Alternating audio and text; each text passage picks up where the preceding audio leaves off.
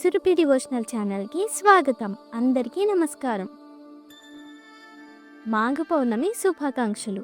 ఈ రోజున మాఘ పౌర్ణమి కదా, మరి మాఘ పౌర్ణమి యొక్క విశిష్టత ఏమిటో తెలుసా? పురాణాలలో మాఘ పౌర్ణమి విశిష్టతను ఏ విధంగా పేర్కొన్నారు? ఈ రోజున ఏ దేవుణ్ణి పూజిస్తారు? అసలు ఈ రోజున నదీ స్నానం లేదా సముద్ర స్నానం ఎందుకు చేస్తారు? చేయడం వల్ల వచ్చే లాభాలు ఏమిటో ఈ వీడియో ద్వారా తెలుసుకుందాం. వీడియో స్కిప్ చేయకుండా చివరి వరకు చూసి నచ్చితే లైక్ చేయండి, షేర్ చేయండి, కామెంట్ చేయండి. కొత్తగా ఎవరైనా వచ్చినట్లయితే సబ్స్క్రైబ్ చేసుకోండి. ఇంకా మన వీడియోలోకి వెళ్ళిపోదాం. మాఘ పూర్ణిమ లేదా మాఘ పౌర్ణమి, మహామాఘి అని కూడా పిలుస్తారు. ఇది హిందూ క్యాలెండర్ ప్రకారం పవిత్రమైన పౌర్ణమి రోజులలో ఒకటి. హిందూ మతంలో పౌర్ణములు, అమావాస్యలు ప్రత్యేక ప్రాముఖ్యతను కలిగి ఉంటాయి. మాఘ పౌర్ణమిని మాఘమాసంలో పవిత్రమైనదిగా భావిస్తారు. ఎందుకంటే ఈ మాసం ప్రారంభంలో సూర్యుడు తన ఉత్తర మార్గంలో అస్తమిస్తాడు. మాఘ పూర్ణిమ ఉత్తర భారతదేశంలో మాఘమాసం ముగింపును సూచిస్తుంది. కాబట్టి ఈ మాసంలో వచ్చే పౌర్ణమిని భక్తులు ఎంతో ఆరాధిస్తారు. కార్తీక పౌర్ణమికి ఎంత ప్రాముఖ్యత ఉంటుందో మాఘ పౌర్ణమికి కూడా అంతే ప్రాముఖ్యత ఉంది. సూర్యుడు వాయువ్య దిశలో అస్తమించడం వల్ల మాఘమాసం హిందువులకు పవిత్రమైన రోజుగా ప్రసిద్ధి చెందింది. మాఘ పూర్ణిమ సాధారణంగా మాఘమాసం చివరి రోజున వస్తుంది. ఈ రోజు త్రివేణి సంగమంలోని పవిత్ర నదుల్లోని పుణ్యస్నానాలు చేస్తారు. ఈ రోజున విష్ణువును అలాగే సూర్య భగవానుడిని ఆరాధించడానికి చాలా పవిత్రమైన రోజుగా భావిస్తారు. బ్రహ్మవైవర్త పురాణం ప్రకారం మహావిష్ణువు స్వయంగా మాఘమాసంలో గంగా నదిలో నివసిస్తాడు. అందువల్ల ఈ పవిత్ర జలాన్ని తాకడం వల్ల భక్తుడి అన్ని పాపాలు మరియు అన్ని రోగాలు నయమవుతాయని నమ్మకం. మరొక పురాణం ప్రకారం విష్ణువు మాఘమాసంలో క్షీరసాగరంలో నివసిస్తాడు మరియు గంగా నది క్షీరసాగరం యొక్క ఒక రూపం. జ్యోతిష్య శాస్త్రంలో కూడా సూర్యుడు మకర రాశిలో మరియు చంద్రుడు కర్కాటక రాశిలో ఉన్నందున మాఘ పూర్ణిమను శుభప్రదంగా భావిస్తారు. అందువలన పవిత్ర స్నానం చేయడం వలన అన్ని సమస్యలు తొలగుతాయని నమ్ముతారు. మత్స్య పురాణం ప్రకారం ఈ రోజున బ్రహ్మవైవర్త పురాణాన్ని దానం చేసిన వారికి బ్రహ్మదేవుడి నివాసం లభిస్తుంది.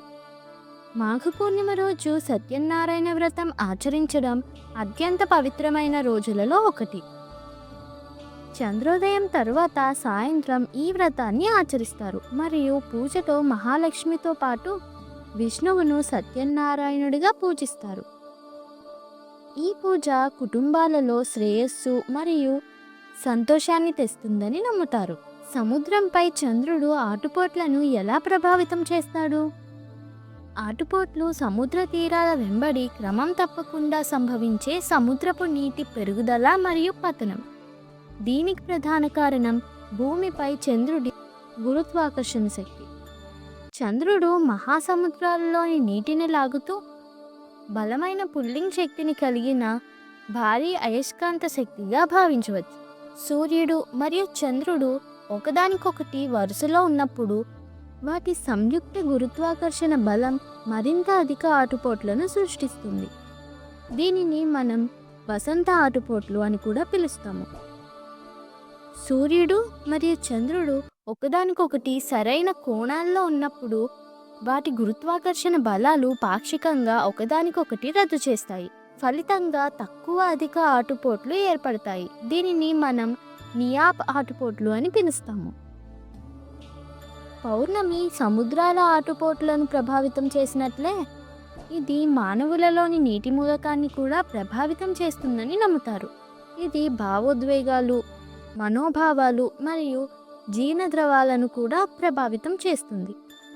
ఇది శారీరక సమతుల్యతను నిర్వహించడానికి కీలకమైన సమయం. పౌర్ణమి సమయంలో నాటిన పంటలు బాగా పెరుగుతాయని, విత్తనాలు త్వరగా మొలకలెత్తుతాయని చాలామంది రైతులు నమ్ముతారు. పెరిగిన చంద్రశక్తి పెరుగుదల మరియు సంతానోత్పత్తిని ప్రోత్సహిస్తుందని చెబుతారు.